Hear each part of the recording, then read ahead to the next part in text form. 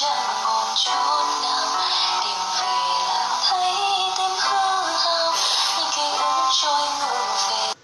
Em từng đã nói sẽ tốt thôi, em chịu đựng rồi lắm rồi. Em từng đã nói sẽ chẳng sao, nhưng em thấy em chẳng còn chút nào, tìm về là thấy tim hư hao, những ký ức trôi ngược về. Em từng đã nói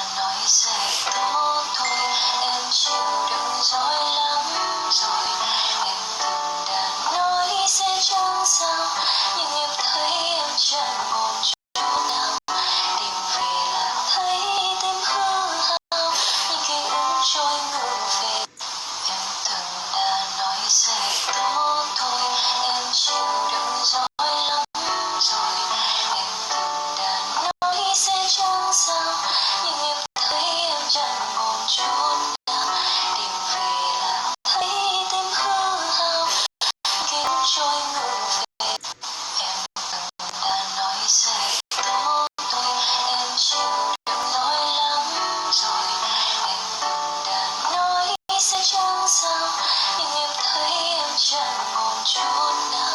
Tìm về là thấy tim hư hao, như ngày ước trôi ngược về.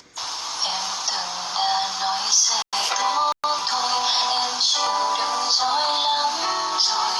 Em từng đã nói sẽ chẳng sao, nhưng em thấy em chẳng còn chút nào. Tìm về là thấy tim hư hao, như ký ức trôi ngược về. Em từng đã nói sẽ tốt thôi, em chịu đựng rồi lắm rồi. Em từng đã nói sẽ chẳng sao, nhưng em thấy em chẳng còn chút nào. Tìm về là thấy tim hư hao, như ký ức trôi ngược về. Em từng đã nói sẽ tốt thôi, em chịu đựng rồi lắm rồi. Em từng đã nói sẽ chẳng sao,